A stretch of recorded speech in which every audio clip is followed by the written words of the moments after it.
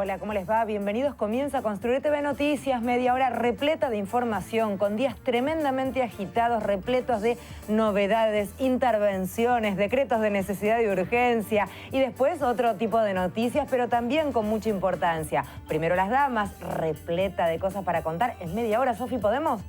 Podemos, claro que sí, Fede, aquí en el aire de Construir TV Noticias. Bienvenidos a todos allí del otro lado de la pantalla. Contarles que el Gobierno Nacional decidió intervenir la Autoridad Federal de Servicios de Comunicación Audiovisual, incluso con presencia policial en la puerta del organismo. Y Martín Sabatella, que resiste, les contamos los detalles en un ratito nada más.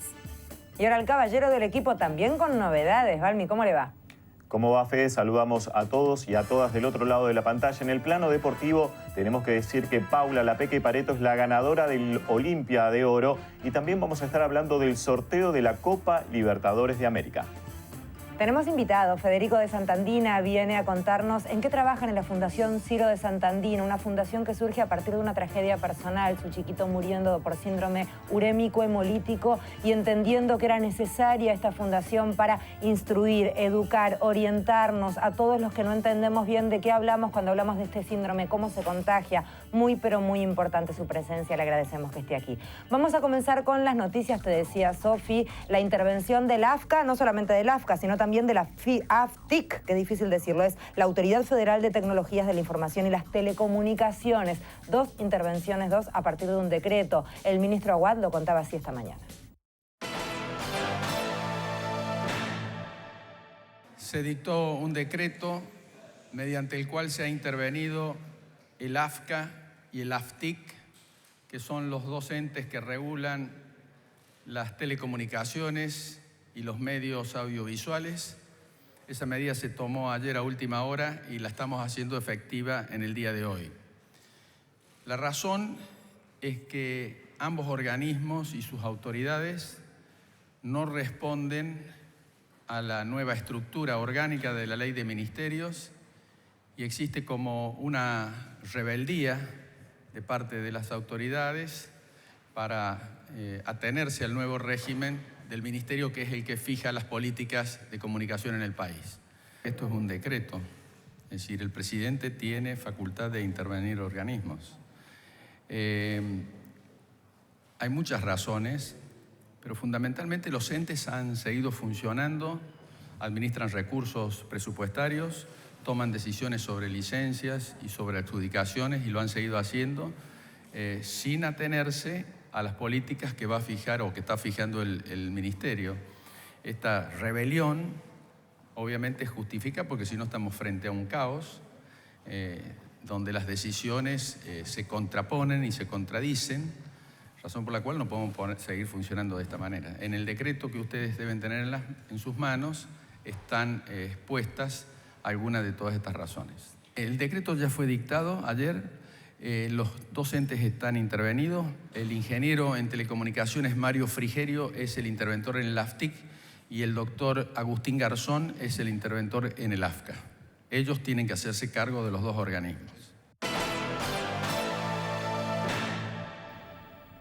Una conferencia de prensa un poquito más extensa, pero en este pequeño tramo escuchábamos dos veces la palabra rebelión, escuchábamos también mencionar caos, y escuchábamos también mencionar ente autárquico. Martín Sabatella tiene mandato por 2 años más, o tenía, no sé cómo conjugar el verbo. Lo cierto es que no es casual, se ha diseñado de esta manera los mandatos de este tipo de entidades para que tengan independencia, intercalándose con el color político del gobierno que pudiera llegar a cambiar. Sofi, ¿de qué estamos hablando cuando hablamos de ente autárquico, de rebelión, de caos? Hoy Martín Sabatella respondió respecto a esa palabra en la que vos haces hincapié, Fede, de rebelión. Dijo: Aguad habla de rebeldía como si estuviésemos haciendo la colimba y él fuera el general. No es inocente tampoco la palabra de Sabatella. Recordemos que Aguad lo apodan el milico.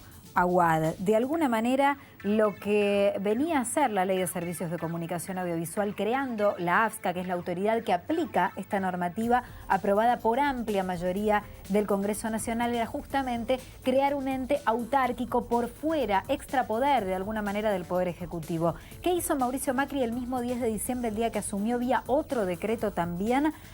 Poner a la AFSCA y también a la AFTIC bajo la órbita del Ministerio de Comunicaciones, ministerio que está a cargo del hombre al que veían ustedes recién Oscar Aguad. Lo cierto es que lo que entiende ahora el gobierno de Mauricio Macri es que estando bajo la órbita del Ministerio de Comunicaciones, Sabatella, si le ordena el gobierno correrse y dejar el cargo, debe hacerlo. Por lo tanto, la AFSCA deja de ser un ente autárquico por decreto, al contrario de lo que estableció la ley aprobada por amplia mayoría del Congreso de la Nación, la Ley de Servicios de Comunicación Audiovisual.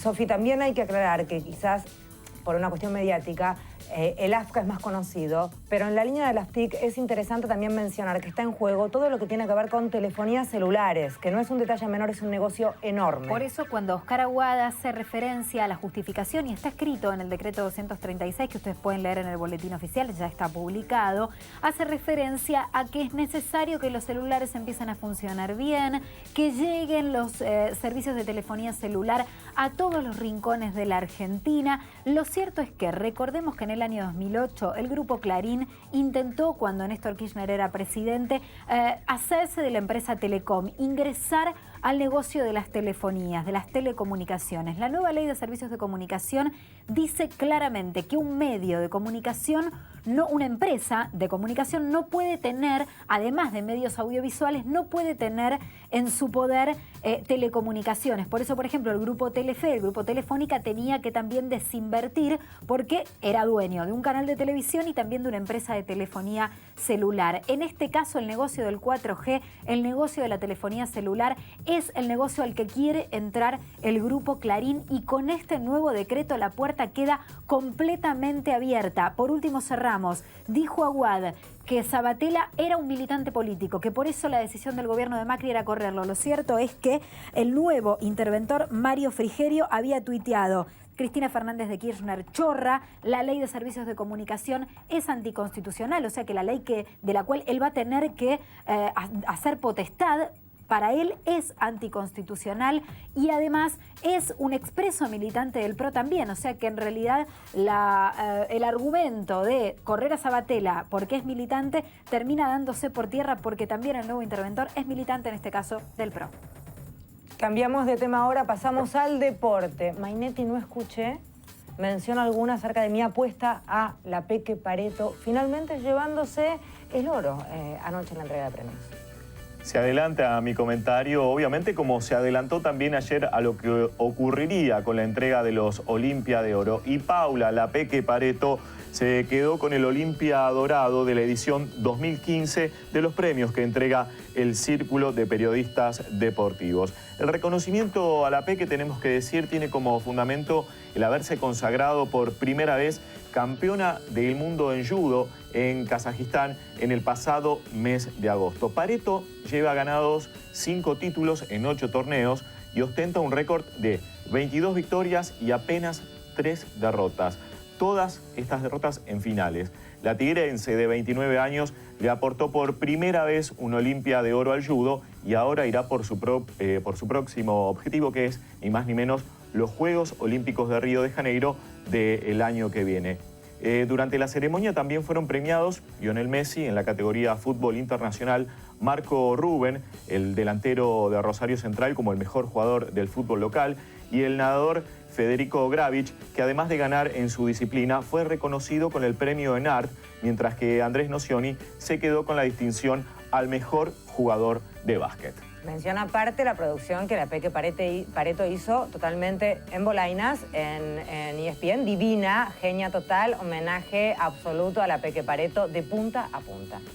Y otra de la información que queremos compartir con todos ustedes es que se sorteó la Copa Libertadores de América. Este sorteo se realizó en Paraguay y los equipos argentinos ya conocen sus rivales. 6 serán los conjuntos nacionales que participarán en el máximo torneo continental y ninguno parece tener un camino fácil en la segunda fase de esta Copa. River integrará el Grupo 1 junto a The Strongest de Bolivia, Trujillanos de Venezuela y esperará por el ganador de César Vallejo de Perú y São Paulo de Brasil. A simple vista no parece ser un grupo muy fácil para River. Boca estará en el Grupo 3 con Bolívar de Bolivia, deberá ir a la altura del país del altiplano para jugar, Deportivo Cali de Colombia, y aguardará, atención, por el ganador de Racing y Puebla de México, o sea que el Grupo 3 podría tener 2 equipos argentinos. San Lorenzo tendrá un grupo 6 muy pero muy difícil junto a Gremio de Brasil, Liga de Quito de Ecuador y el Toluca de México. Por su parte,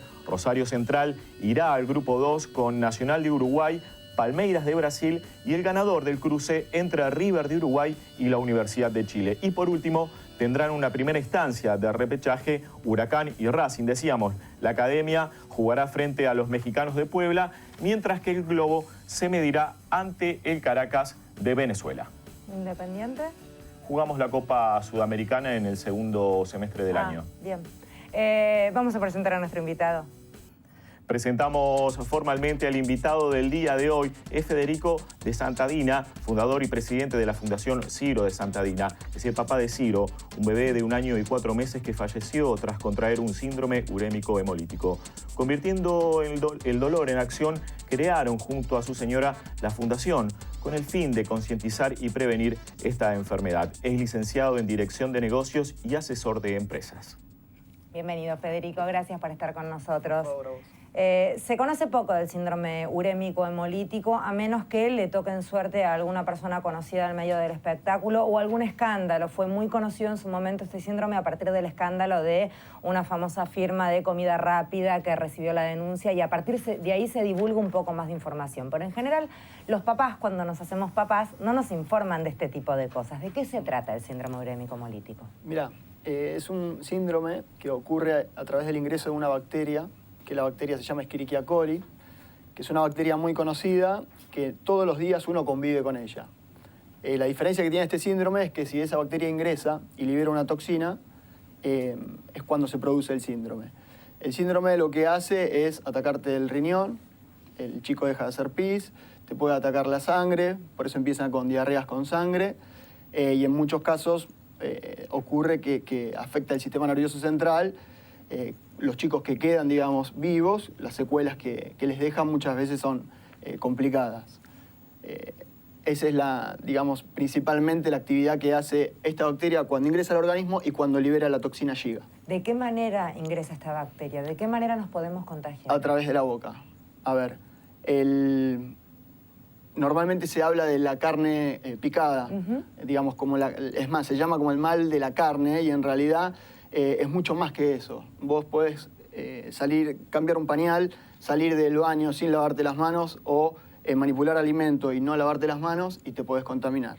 Ejemplo claro, en mi caso particular, fue Ciro se iba a un jardín maternal, con lo cual no comía ni carne ni verduras, y estimamos que en el cambio del pañal, o sea, alguna de las maestras que le cambió el pañal no se higienizó las manos, después le dio o la mamadera o el chupete, y a través de ese medio ingresó la bacteria a su cuerpo. Entonces puede ser por el consumo de la carne que esté mal cocida, por no haber lavado bien las frutas y las verduras, porque también está ahí la bacteria. Cuando los lácteos pierden la cadena de frío, hay una tendencia de que la bacteria surge ahí, de esa manera. Y la clásica contaminación cruzada, que es la que hacemos todos, absolutamente todos, y nosotros lo hemos hecho, que es manipular alimento crudo y después en el mismo lugar, sin limpiar los utensilios, el alimento cocido. Claro ejemplo de haces un asado, pusiste la carne arriba de una tabla, después la pusiste en la parrilla, cuando volviste a servir la comida, utilizaste lo mismo, sin lavarlo. Por eso lo ideal es tener una tabla en la cocina para manipular los alimentos crudos. Una vez utilizado eso, se deja para lavar y se agarra otra tabla para utilizar las verduras, las frutas y demás. Y lo mismo con las cuchillas, ¿verdad? O los Cuchilla, tenedores. cuchillo, tenedor y demás. Uno normalmente lo que hace es, o no en este caso, ¿no? Pero bueno, la idea es concientizar que la bacteria nosotros y la enfermedad la tenemos todos los días al alcance de nuestras manos. Por eso es muy importante higienizarse las manos después de ir al baño, antes de comer y antes de manipular alimentos. Con los alimentos, con los vegetales, suele pasar también con el sistema de riego utilizado en estos vegetales. Entonces uno quizás está convencido de que esa verdura, esa lechuga, ese tomate está en impecable estado. A lo mejor uno no recuerda si la lavó y no importa, entonces no lo lava, no tienen ese hábito, y ahí aparece. Porque ¿con qué puede llegar a ser regada la verdura? Para que la gente entienda. Bueno, el principal reservorio de esta bacteria es el intestino de la vaca. ¿Qué es lo que ocurre? La vaca cuando defeca, queda la bacteria en la superficie, las napas se empiezan a contaminar, Y muchas veces ocurre que cuando riegan las verduras, digamos, están tomando agua de esa napa que está contaminada. Y en otros casos, cuando utilizan cierto tipo de abono, digamos, ahí también se contamina. ¿Es suficiente el enjuagar la verdura con agua potable o recomiendan algún otro tipo de estrategia? 2 gotitas de lavandina. Ajá, sí o sí, ¿en cuánto? 2 gotitas creo que es en 10. Bien, Sí. bien. O sea, lo ideal es, obviamente, utilizar agua segura, la llamamos, que también, o sea, no siempre se da, y con un lavado, digamos, importante. Sí, y recomiendan también que las tablas no sean las de madera, sino las de ese plástico. Sí, porque el hecho de que la tabla sea de madera, cuando se agrieta, digamos, si después no se le hace un lavado profundo, puede quedar ¿Y cuánto tiempo sobrevive esa bacteria? ¿Tienen estudiado más o menos la sobrevida de la bacteria? Mira, muere a partir de los 70 grados. Sí, por eso es la insistencia en cocinar en la cocción, tanto. claro, Sí. exactamente. Pero en una mesada mal enjuagada, en una tabla, esta cuestión, ¿cuánto dura? Sí, no tengo en este momento exacto el periodo, pero es una bacteria que puede estar unos días. ¿Se elimina solo con agua y jabón? ¿Tan sencillo como eso? ¿O es mejor lavandina? Lavandina, detergente. Bien. Es importante. Federico, ¿cómo es el trabajo que hacen con tu señora cotidiano en la fundación, este laburo diario que hacen? Mira, la verdad que empezamos hace muy poquitito. Ciro falleció el 28 de julio del año pasado. Desde ese momento yo estaba totalmente seguro, pero totalmente seguro que había encontrado, digamos, el sentido de mi vida o lo que me continuaba. Para mí, para otro hijo, tengo otro hijo también, Benja. A partir de ese momento empezamos a hacer todos los trámites, todos los papeles, y recién en septiembre de este año salió la personería jurídica, digamos, y toda la parte de papelerío. Trabajamos sobre 4 puntos principales, que es, primero, difundir, que por eso van a ver mucho en las redes, que hay gente conocida, famosos, que nos acompañan en lo que es la difusión de la fundación, en lo que es difusión de esa manera. Después estamos trabajando con 2 equipos de investigación, parte de INTA Castelar y parte del CONICET, que están desarrollando una vacuna para aplicarla a las vacas, para bajar la contaminación que tiene, la contaminación de la bacteria dentro del reservorio, o sea, siendo la vaca el principal reservorio, o sea, bajarlo ahí antes del momento que llegue a la faena, al frigorífico, porque ahí es generalmente donde la carne se contamina. En la manipulación, en el frigorífico, cuando están faeneándolo, ahí es ahí es cuando se contamina la carne. Y por otro lado, el detectar rápidamente la enfermedad, se está trabajando sobre un kit de detección rápida. Y otro de los puntos que empezamos a partir de marzo es lo que es capacitaciones. Capacitaciones en los jardines maternales, capacitaciones en los colegios, en escuelas primarias. Y vamos a utilizar mucho a los cocineros, a los programas de cocina, para que esto se trate de transformarlo en algo habitual y en algo corriente. O sea, porque, insisto, es una enfermedad que se puede prevenir, es una enfermedad que tiene muchísimos casos. En la Argentina somos lamentablemente de los países que más casos tiene. Sí, es muy... ¿Por qué eso? ¿Tienen idea? ¿Por la cantidad de consumo de carne? ¿Será por qué? No, porque en Uruguay tiene un consumo parecido y no tiene... lamentablemente por controles, por el control del alimento que uno consume en el país. Los controles son bajos, no son, digamos, tan estrictos como en otros países.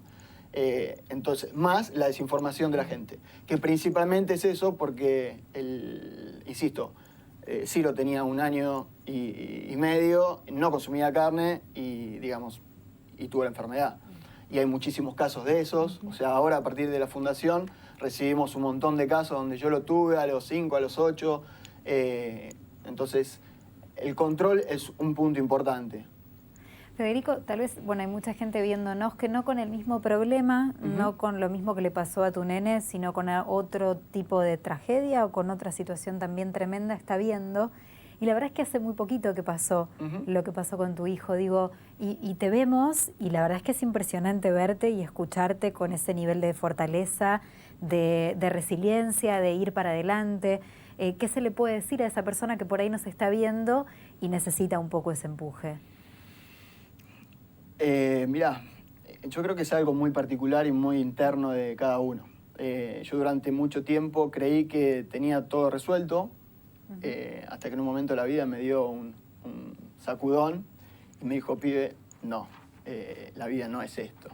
Y gracias a Dios pude encontrar y transformar eso en, bueno, ok, ahora el sentido de mi vida o de nuestra vida es tratar de que no le vuelva a ocurrir a nadie, que es algo utópico, porque la enfermedad, pero por lo menos que... Tu granito de arena, de alguna que sea manera algo también. que va a ser más de lo que, de lo que estaba. Y con cosas muy chiquitas que uno puede avanzar, realmente, uno puede mejorar con cosas muy chiquititas. Con respecto a qué le puedo decir, yo no puedo decirle nada, yo puedo compartir mi vivencia. Yo estaba ese día que se lo estaban llevando de la habitación de la Trinidad de San Isidro, caminando por ese pasillo que lo caminé durante 14 días con la esperanza de poder salir, y dije, este pibe vino para hacer algo grande. Y bueno, y acá estamos.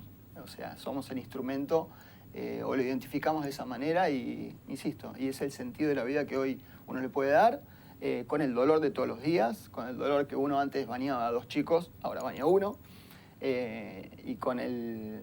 Pero bueno, convive con nosotros, está, y es lo que nos da la fuerza para levantarme todos los días a la mañana, porque podría haber tranquilamente tomado 2 caminos, o podríamos haber tomado junto con Vero, que era, o nos damos por vencido, o hacemos algo por los que quedan acá. Yo, desgraciadamente, las estadísticas, tengo el 100% de todo, porque ese síndrome, la bacteria cuando infecta, el 10% desarrolla el síndrome en sí. Bueno, yo acá estoy. El 3% o el 5% es mortal, ¿ok? Yo acá estoy. Con lo cual, para mí, gran parte de mi corazón, mitad, se fue. Me queda el otro, que es, bueno, trabajar para lo que me queda y para el resto de la gente también. Destaquemos además que afecta mayoritariamente, o sea, todos podemos tener, enfermarnos con esta bacteria, pero la parte más crítica se la llevan los nenes pequeños, lo más crítico de todos, hasta 5 años. Correcto. La mayor frecuencia es hasta los 5 años. Estos días en el mail de la Fundación me llegan chicos que tuvieron a los 10, a los 12. Está creciendo, tengo entendido. ¿Llegan a entender por qué? Sí. No, mismo lo de las zonas, hay en la zona sur, sí. En Chubut, sí. La incidencia es altísima. Mucho más que en otras zonas. Sí. Bueno, en Córdoba ahora hace poquitito salió un informe también que habían tenido un incremento interanual del 20%, con lo cual, digamos, es una enfermedad que está muy presente, falta que la pongamos sobre la mesa y que estemos atentos a eso, que sepamos, o sea, que sepamos que existe todo el tiempo. Sí, hay como varias patas en esto y siempre la más importante es la docencia. Estés donde estés, Federico de la Fundación, nosotros de este medio de comunicación, el consultorio del médico. En general los médicos no suelen poner este tema a la hora de enseñarte cómo llevar adelante la vida de ese nene cuando no lo tiene en brazos. A mí no me lo ha explicado mi médico y lo amo con toda mi alma. Tiene que ver también con políticas de Estado. Ahí aparece el Estado que debe decir, señores, poner el tema en el tapete también tiene que ver con las campañas que eligen a la hora de divulgar. Sin duda. Mirá, y no hay. Fíjate que el ejemplo más claro que nosotros siempre vemos fue cuando fue la campaña del dengue. Claro. Cuando se hizo la campaña del dengue, donde incluía, hace varios años, donde incluía el lavado de manos y no la acumulación de agua contaminada y demás, bajaron muchísimo los casos. Claro, sí. Cuando hace poquitito se empezó a plantear el Día Nacional, Internacional del Lavado de Manos, o sea, hace falta ese tipo de campañas para concientizar a la población que vos todos los días te puedes enfermar. Perdón, más de un chico por día se enferma, pero no nos enteramos. Claro, Son 500 casos por año. 500 por año. 500 por año, también lo pueden tener adultos por una cuestión de fortaleza, tengo entendido yo. El adulto la pasa mucho menos peor, digamos, y es menos peligroso, si se quiere, pero podés arrastrar falencias renales también, no te liberás de eso. Principal causa en chicos de trasplante y de insuficiencia renal crónica, que ese es otro, digamos, otro mundo donde los chicos su vida le cambia totalmente, donde tienen que pasar horas y horas de diálisis, digamos que es importante. Gracias, Federico, por tu trabajo, un cariño a tu familia y te felicito por el trabajo que están llevando adelante. Están saliendo en pantalla las diferentes maneras de contactarse, www.fundacionciro.org.ar, Facebook Fundación Ciro, Twitter @Fundación Ciro. Allí, supongo yo, tendrán instructivos, formas de colaborar, maneras de contactarlos a la hora de necesitar cualquier ayuda. Exacto. Gracias, un placer. Que tengan felicidades. Igualmente, Felices muchas gracias. Vamos ahora a charlar con Sofi de una temática que nos viene preocupando. En el día de ayer seguimos este tema. Por la tarde las novedades eran lamentablemente nuevamente dar noticias de otra brutal represión, en este caso ya con lesiones en la espalda de algún trabajador. Y a última hora, a eso de las 7 de la tarde, Triaca ingresaba al Ministerio de Trabajo esperando a los delegados de Cresta Roja, una avícola que viene en crisis hace más de un año, 16 meses, los trabajadores desesperados intentando que de alguna manera alguien se haga cargo. Los hermanos Racic, los propietarios, han sido finalmente declarados de alguna manera afuera de la empresa. En fin, la empresa declarándose en quiebra, Sofi. Sí, ya la jueza había dado el término hasta ayer, se los estábamos contando, el tiempo que tenía la empresa para regularizar y si no iba a decretar la quiebra. Finalmente decretó la quiebra. El Ministerio de Trabajo le informó a los trabajadores que incluso hay 4 posibles compradores. Habrá que ver aquí el rol del Estado también para que quien sea que compre la compañía Cresta Roja lo haga, obviamente respetando las condiciones laborales de las 5.000 familias que dependen de esa compañía para poder seguir teniendo el puesto de trabajo. Estaban desesperados por eso los trabajadores, estaban muy angustiados por eso. Y porque la jueza además le ordena al Estado que se haga cargo de la situación de los trabajadores. Recordemos que previamente hubo un Estado, el gobierno anterior, que subsidió a la compañía y ese dinero la verdad es que la compañía se lo comió literalmente y dejó a los laburantes en la calle. Ahora lo que está exigiendo la justicia al Estado es que se haga cargo de los empleados mientras tanto, hasta que se venda la empresa. Por eso se incrementó el dinero del repro de 4.000 a 6.000 pesos para cada uno de los trabajadores. Eso es una especie de bono que van a tener los trabajadores a fin de año. Por mes. Ahora bien, y con esto cerramos la cuestión política, Patricia Bullrich, la ministra de Seguridad, se hizo cargo de la orden de represión. No hay una orden judicial, aunque el gobierno lo ha dicho, no existió una orden judicial para reprimir, no hay un juez que haya ordenado la represión, fue el gobierno nacional el que lo decidió. Le preguntaron a Patricia Bullrich si lo había consultado con el presidente y dijo que no, que ella había sido la que tomó la decisión de generar lo que ustedes están viendo en imágenes a nuestras espaldas, de generar la represión. Fue un mensaje político de este gobierno. No se van a cortar más calles porque no lo vamos a permitir.